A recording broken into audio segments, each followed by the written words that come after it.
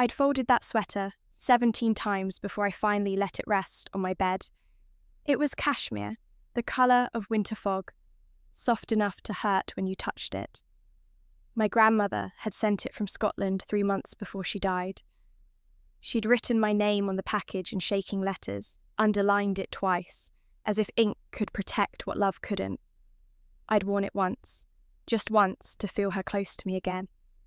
Now it was gone. I stood in the doorway of my sister's room, watching her laugh into her phone, my sweater draped across her shoulders like it had always belonged there.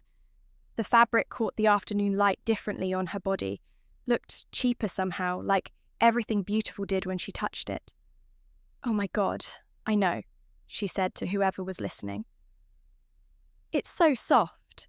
I just found it in Helena's closet. She never wears it anyway." Found it, as if my closed drawers were a public library, as if my grief were a lending service.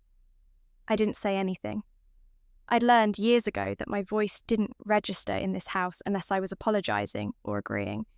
I just stood there, my fingers pressed white against the doorframe, watching her perform happiness in my inheritance. She finally noticed me.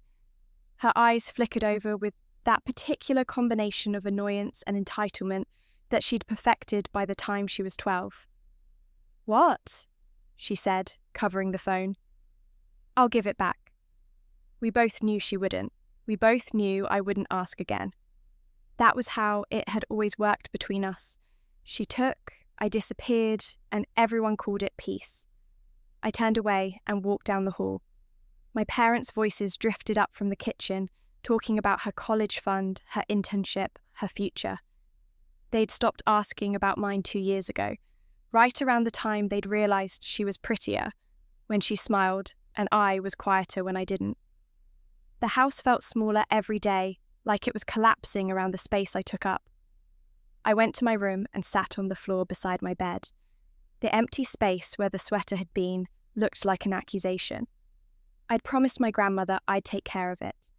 I'd promised her a lot of things, actually, most of them about taking care of myself.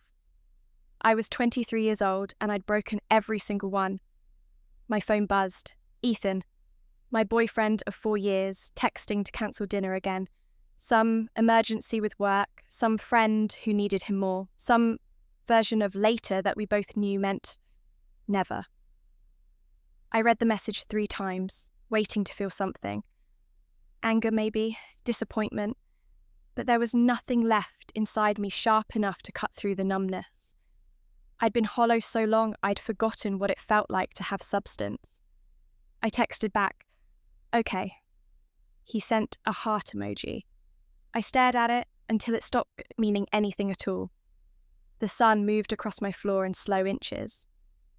Downstairs, my sister laughed again, louder this time, like joy were a competitive sport and she was winning. I could hear my mother laughing with her, that warm, indulgent sound she saved for her favourite daughter.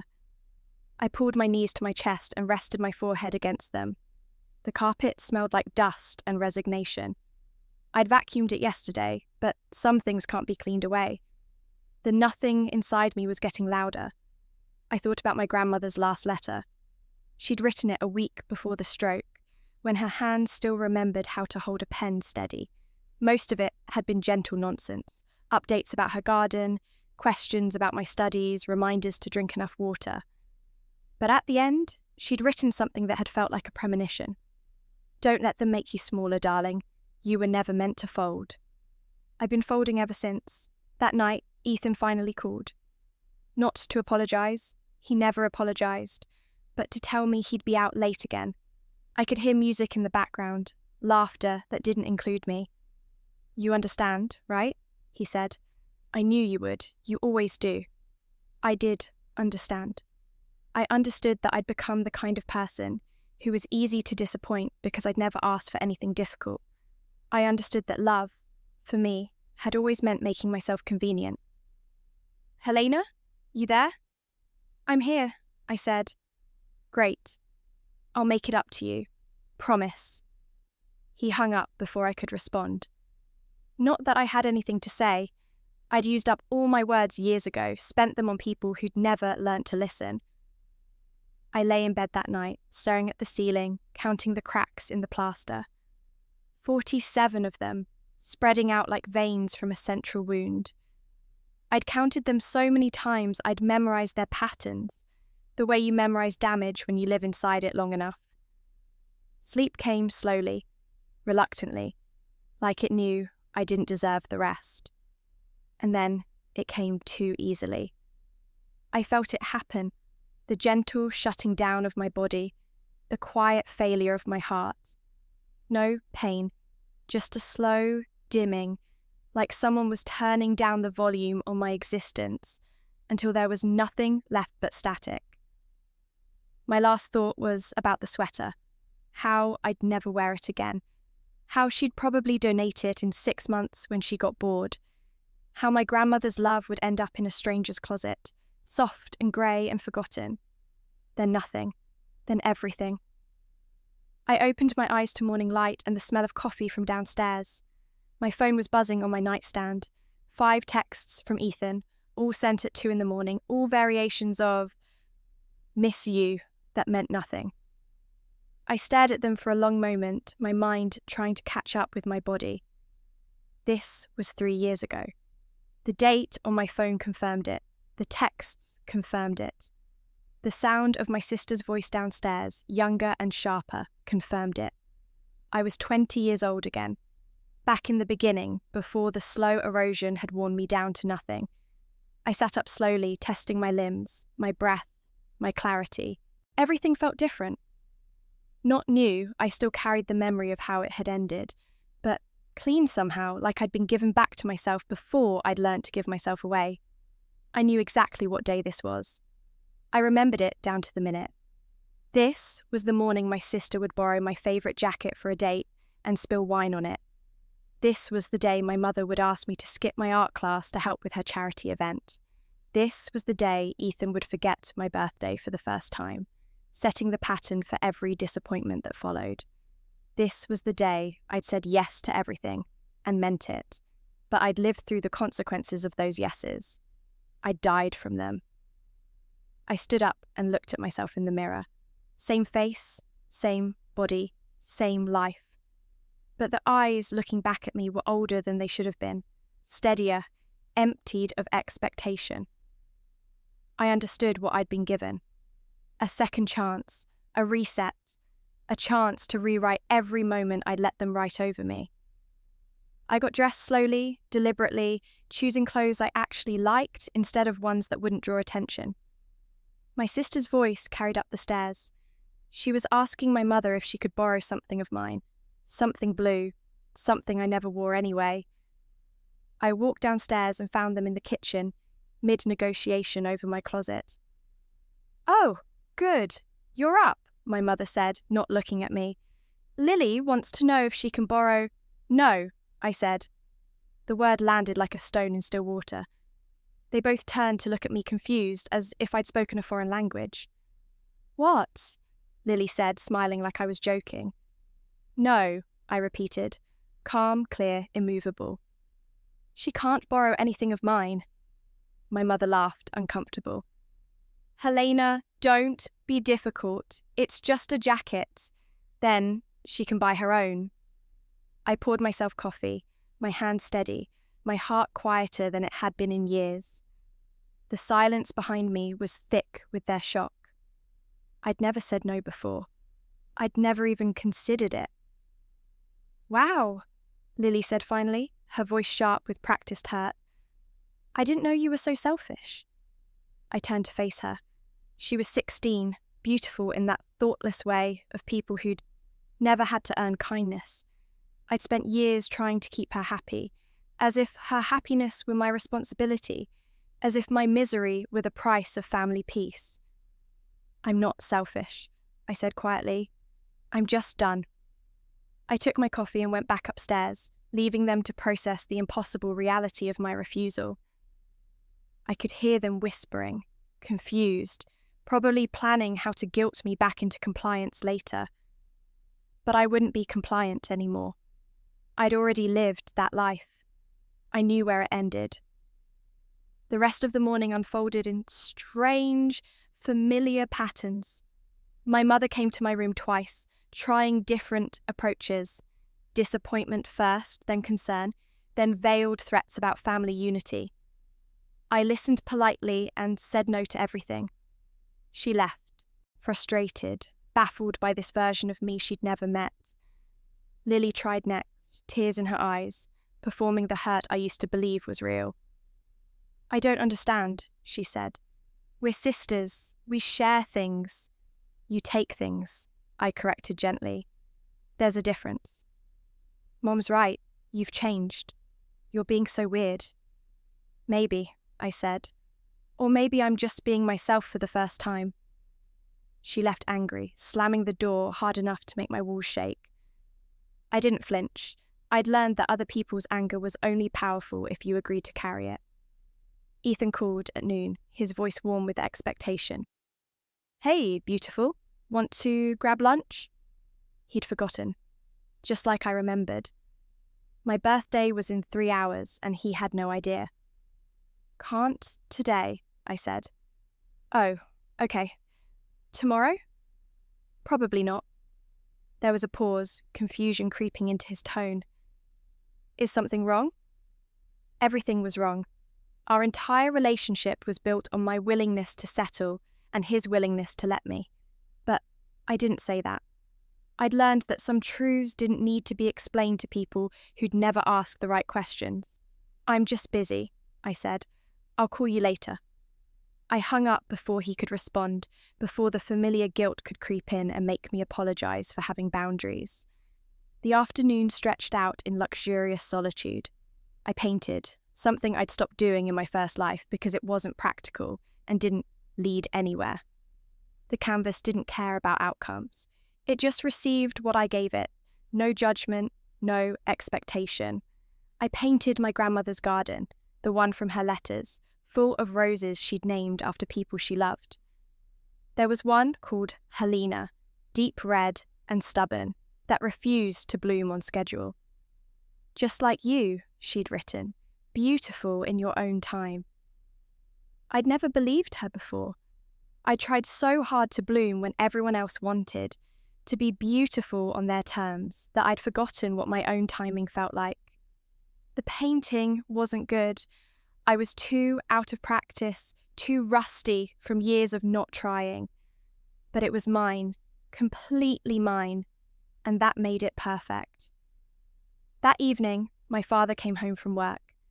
He barely looked at me, never had, really, just headed straight for Lily's room to hear about her day. Through the walls, I could hear her complaining about me, painting me as cruel and unreasonable. I waited for the old instinct to kick in, the need to defend myself, to smooth things over, to apologize for existing wrong. But it didn't come. I'd spent years being sorry for taking up space. I was done apologizing for having substance. Dinner was tense. Lily wouldn't look at me. My mother kept making pointed comments about family and generosity. My father ate in oblivious silence, scrolling through his phone between bites. I ate slowly, tasting my food for the first time in years. "Helena," my mother said finally, her patience wearing thin. "This attitude needs to stop. We don't treat each other this way in this family." "You're right," I said. "We don't. You let Lily take whatever she wants from me and call it sharing. You cancel my plans to accommodate hers and call it flexibility. You forget about me until you need something and call it family." The silence that followed was absolute. "That's not fair," my mother said, her voice tight. "No," I agreed. "It's not. It hasn't been fair for a very long time." I stood up, cleared my plate, and went back to my room. Behind me, I could hear them starting to argue. About me, probably. About what had gotten into me. About how to fix this disruption I'd caused. But I wasn't a disruption. I was just no longer willing to be invisible. Ethan called again at midnight, finally remembering. "Happy birthday," he said, sheepish. "I'm sorry I forgot earlier. I'm an idiot." "Yes," I said. "You are." "Harsh," he laughed, thinking I was joking. Let me make it up to you. Dinner tomorrow? No. No? Come on, Helena, don't be like that. Like what? Like someone who knows her worth? Like someone who won't accept the bare minimum anymore? Another pause, longer this time. What's going on with you? I'm figuring it out, I said, but I don't think you're part of the answer. Are you breaking up with me? I thought about it. In my first life, I'd stayed with him for 4 more years, waiting for him to choose me, to see me, to love me the way I'd loved him. He never did. He'd just gotten comfortable with my low expectations. Yes, I said, I am. But I hung up, turned off my phone, sat in the dark and felt the enormous relief of letting go. The weeks that followed were strange and liberating. My family didn't know how to handle this version of me. The one who said no, who had boundaries, who refused to shrink. They tried everything: guilt, anger, the silent treatment, bribes. None of it worked. I'd already lived through the worst they could do to me. I'd already died from their neglect. There was nothing left they could threaten me with. Lily stopped talking to me entirely, which was fine. Our relationship had always been one-sided anyway. She took, I gave, and we called it sisterhood. Without my participation, there was nothing left between us but honest distance. My mother tried harder. She'd catch me in hallways, in the kitchen, try to negotiate my compliance like it was a contract we'd signed. I don't understand what happened to you, she said one morning, frustrated. You used to be so sweet, so agreeable. I used to be so empty, I corrected. There's a difference. You're being selfish, Helena. Family means sacrifice. It should mean sacrifice from everyone, I said, not just from me. She didn't have an answer for that. She'd never had to think about it before. I started filling my time with things I'd abandoned in my first life. I took art classes again. I joined a volunteer program at the local community centre, teaching painting to kids who couldn't afford lessons. I made friends, real ones, who asked about my day and remembered my answers. I moved through my life like someone who'd earned the right to exist in it. 3 months after my rebirth, on a cold morning in October, I was getting ready for class when Lily appeared in my doorway. She looked different, smaller somehow, less certain. Can we talk? She asked. I nodded, curious. She came in and sat on my bed, her hands twisting in her lap. I need to borrow money for this dress I really want, for Jordan's party. Jordan's party. I remembered it. In my first life, I'd lent her $200 for a dress she'd worn once and never paid back. She'd looked beautiful. I'd looked like an ATM. No, I said. Please, Mom said to ask you. Mom has money. Ask her. She said no, said, I've been spending too much. Lily looked up at me, and for the first time I saw a real desperation in her eyes. You always help me, please. I used to always help you, I corrected, past tense. Why are you being like this? You're my sister. Exactly, I said. I'm your sister, not your bank, not your closet, not your backup plan when everyone else says no. She stared at me, tears forming. They used to work on me. They used to make me cave immediately, desperate to make her happy. You've changed, she said. You used to care about me. I used to care about everyone except myself. Oh, I said, I'm trying something different now. She left without another word. I heard her crying to my mother downstairs, heard my mother's soothing voice promising they'd figure something else out. I felt nothing. Not guilt, not satisfaction, just the quiet neutrality of someone who'd stopped setting themselves on fire to keep other people warm. The dress arrived in the mail 2 weeks later. My mother had bought it for her after all. Lily wore it to the party and posted pictures all over social media, glowing and happy and beautiful. I didn't feel jealous. I didn't feel anything. She was living her life and I was finally living mine. The real test came in December, 3 days before Christmas. I was in my room, wrapping presents I'd actually wanted to give, when Lily knocked. She came in without waiting for an answer, her eyes bright with something between hope and desperation. "I found it," she said. "Found what?" "That sweater. The grey one. The one from your grandmother." My heart stopped. I'd packed it away carefully this time, hidden it in the back of my closet behind boxes and winter coats. But somehow she'd found it anyway, like she had a radar for things that mattered to me. "I was looking for your blue scarf," she continued, "and I saw it. It's so beautiful. I was thinking—" "No," I said. "But I didn't even—" "No," I repeated. "You don't get to touch that. You don't get to borrow it. You don't even get to look at it." Her face fell. "It's just a sweater." "No," I said, my voice steady but sharp. "It's my grandmother's love. It's the last thing she sent me before she died. It's mine, and you don't get to take it just because you want it." "God, you're so dramatic now, so possessive." "Maybe," I said. "Or maybe I just learnt the difference between sharing and being taken from." She stood there for a moment, fighting some internal battle between entitlement and reality. I watched her, calm, unmoved, ready to physically remove her if necessary. Finally, she turned and walked out, her shoulders stiff with rejection. I locked my door after her, pulled out the sweater, held it against my face and breathed in the faint scent of my grandmother's perfume, still clinging to the fibres after all this time. I'd protected it.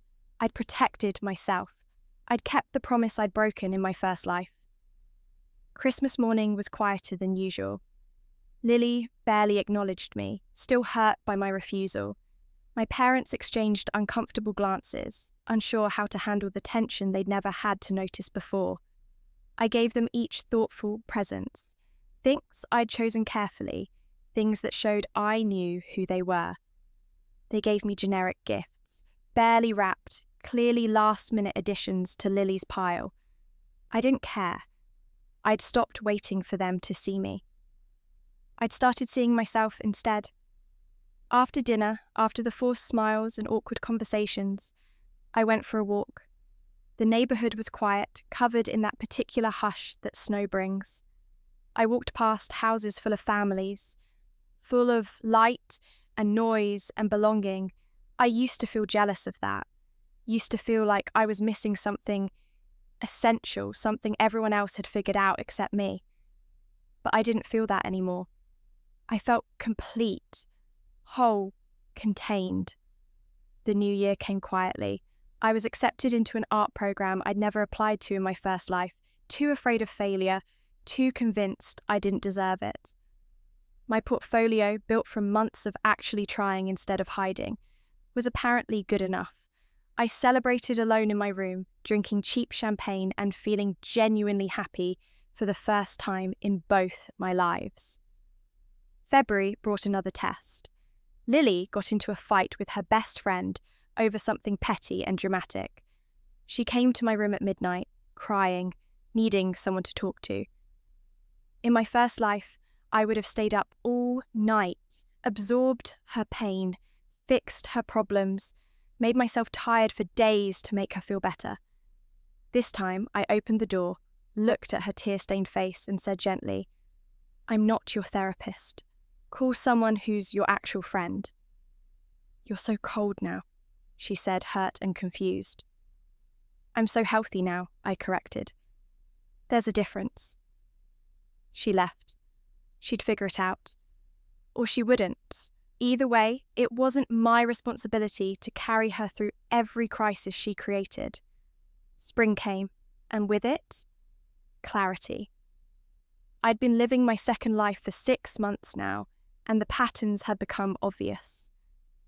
Every time my family tried to pull me back into old dynamics, I refused. Every time they pushed, I held my ground. Eventually, they stopped pushing. They didn't like it, didn't understand it, but they adapted. Lily started borrowing from her friends instead. My mother started asking my father for help with her events. They found other people to fill the space I'd left behind, and the house didn't collapse without me. I'd thought I was essential. Turns out I was just convenient. In April, I ran into Ethan at a coffee shop. He was with someone new, a girl who laughed too loud and touched his arm too much. He saw me and looked guilty, like he'd been caught. "Helena," he said, awkward. Hey, this is Amanda, my girlfriend." I looked at her, pretty, young, eager. She had the same look in her eyes I'd had 3 years ago, the look of someone who thought she'd won something precious. "Nice to meet you," I said, meaning it. Ethan seemed thrown. "You're okay with this?" "Why wouldn't I be? I just thought, we were together for a while and now we're not," I finished. "And that's fine. I hope you're happy." I meant that too. Not for him. He'd be the same with Amanda as he'd been with me, mediocre and self-centered and perfectly content with low effort. But I hoped she figured it out faster than I had. I hoped she said no before she lost herself in his maybes. I left them there, walked out into the spring air, and felt nothing but relief. That night, I organised my closet. I'd been putting it off, unsure I was ready, but something about seeing Ethan had given me permission to let go completely. I pulled out every piece of clothing Lily had ever borrowed and ruined, every gift people had given me that I'd never liked, every item I'd kept out of guilt or obligation or fear of seeming ungrateful. I folded them carefully, one by one, and loaded them into boxes. 3 boxes full of things I'd never wanted, never asked for, never chosen for myself. I drove to the donation centre the next morning. The woman at the counter smiled as I unloaded everything. "Spring cleaning?" she asked. "Something like that," I said. I saved the best pieces for last, a designer jacket my aunt had given Lily that she'd accidentally left in my closet after borrowing it, a pair of expensive heels Lily had begged to wear to prom, a silk scarf Lily had claimed she needed for a job interview. Everything Lily had ever coveted from me, everything she'd taken or wanted to take, everything she'd eyed with that particular hunger of someone who thought desire was the same as deserving. All of it donated, given to strangers who'd appreciate it without entitlement, gone to people who'd say thank you instead of "I'll give it back." The woman gave me a receipt for tax purposes. I took it, thanked her, and walked back to my car feeling lighter than I had in years. That evening, Lily came to my room in a panic. "Where's the blue jacket? The one Aunt Michelle gave me. I left it in your closet for safekeeping, and now it's gone." "I donated it," I said calmly. "You what?" "It was mine. Aunt Michelle gave it to me, not you. You just borrowed it and never gave it back. So, I donated it." "But I needed it. I was going to wear it to—" "Doesn't matter," I said. "It wasn't yours to need." She stared at me, her face cycling through disbelief, anger, and something that looked almost like fear. "What else did you donate?" "Everything," I said. "Everything you ever took, touched, or wanted. It's all gone, given to people who will actually be grateful for it." "You're insane. You're actually insane." "Maybe," I said. "Or maybe I'm just done letting you take things that were never meant for you." She ran to my mother, crying, outraged, demanding justice. I could hear them downstairs, my mother trying to soothe her, promising to talk to me, to fix this. My mother came up 20 minutes later, her face tight with controlled anger. "That was cruel," she said. "Those were expensive things." "Those were my things," I corrected.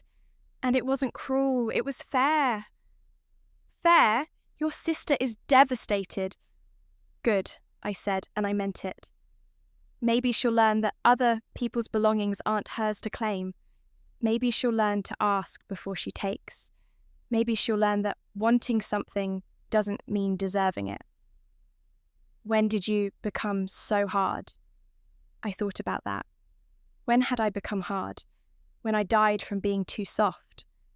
When I'd realised that kindness without boundaries was just self-destruction with better marketing?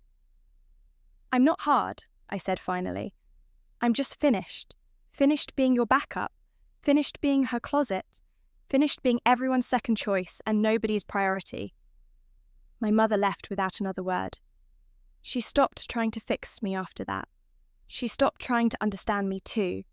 We existed in the same house like polite strangers, orbiting separate lives. It should have hurt. It would have destroyed me in my first life. But I'd already been destroyed once. This was just truth, and truth was cleaner than the lies I'd lived before. Summer came with opportunities. My art program offered me a scholarship to study in Seattle for a year. In my first life, I would have said no. Too far from family, too selfish, too impractical. This time, I said yes immediately. I told my parents at dinner one night in July. They barely reacted. My father nodded absently. My mother said something about me doing what I wanted anyway these days. Lily didn't even look up from her phone. "When do you leave?" my mother asked. "August 15th. "That's soon." "Yes." There was nothing else to say. We'd become people who shared space but not lives, relatives by blood but strangers by choice. The night before I left, I stood in my empty room, boxes packed, goodbyes said to the few people who'd mattered. My grandmother's sweater was folded carefully in my carry-on, wrapped in tissue paper, protected. Heard a soft knock. Lily stood in the doorway, awkward and uncertain. "You're really leaving," she said. "I am." "Because of me?" I considered that. Was I leaving because of her, because of them, because of who I'd been before? "No," I said honestly. "I'm leaving because of me. Because I finally can." She nodded slowly, processing. "I'm sorry," she said. For taking things. For not asking. For not seeing that it mattered. It was the first real apology she'd ever given me. In my first life, it never came at all. "Thank you," I said. "Are we okay?" I thought about that too. Were we okay? We'd never be close. Too much damage, too many years of imbalance. But we could be honest, finally, after all this time. "We're different people who happen to be related," I said, "and maybe that's okay too." She left quietly. I didn't hear her cry, but I suspected she did. Not for me, necessarily, but for the version of us that never really existed, the sister bond she'd taken for granted until it was gone. The next morning, I loaded my car, hugged my parents in that stiff way we'd perfected, and drove away from the house I'd grown up in. In my rearview mirror, I watched it get smaller and smaller until it disappeared completely. I didn't feel sad. I didn't feel angry. I just felt free. Seattle was cold and grey and beautiful. I found a small apartment near the university, painted the walls colours I actually liked, filled it with things I'd chosen for myself. I made new friends who knew me as Helena, just Helena, with no history of who I used to be or who I'd failed to become. I painted every day. Some pieces were good, some were terrible. All of them were mine. One afternoon, in October, exactly a year after I'd refused to lend Lily money, I got a message from my mother. Just a photo, no words. It was Lily, standing in front of a thrift store, holding up my grandmother's sweater. My heart stopped. Impossible. I'd kept it safe. I'd brought it with me. It was in my closet right now. I'd checked this morning. Then I looked closer. It wasn't my sweater. It was similar, grey, cashmere, vintage, but not the same. Different buttons, different collar. The text that followed explained, "Lily found one that looks just like yours at a thrift shop. Thought you'd want to know she's respecting your boundaries now. She bought her own." I stared at the photo for a long time. Lily was smiling, but it was different from her old smiles. Less performative, more genuine. She looked older, somehow, more real. I typed back, "Goodness for her." And I meant it. That evening, I pulled out my grandmother's sweater and held it against the fading light. It still smelled faintly of her perfume, fainter now, almost gone, but still there. I put it on for the second time in both my lives. It fit perfectly. I stood in front of my mirror and looked at myself, 23 years old in this life, but older in all the ways that mattered. I'd died once from making myself small. I'd been reborn into the truth that taking up space wasn't selfish, it was necessary. The sweater was warm against my skin, soft and perfect and completely mine. I thought about Lily buying her own version, finally learning that coveting wasn't the same as having, that wanting something didn't mean taking it. I thought about my parents learning to function without using me as their emotional support system. I thought about Ethan with his new girlfriend, probably teaching her the same lessons I'd already learned. They'd all survive without me. They were surviving without me, and I was finally, actually, living. I made myself tea and sat by the window, watching the Seattle rain paint grey patterns on the glass. Somewhere in another city, another life, my sister was probably wearing her thrift store sweater, maybe learning what I'd learned, that the best things are the ones you earn for yourself, the ones that come without taking from someone else. I hoped she'd figure it out. I hoped they all would. But more than that, I hoped they'd understand that I didn't need them to. I'd spent my first life waiting for permission to exist, for approval, for someone to finally choose me first. In my second life, I'd learnt the most important thing. The person who needed to choose me first was me. The rain kept falling. The sweater kept me warm. The silence around me was full of peace instead of emptiness. I'd donated everything she'd ever coveted, and in doing so, I'd finally kept the only thing that mattered, myself.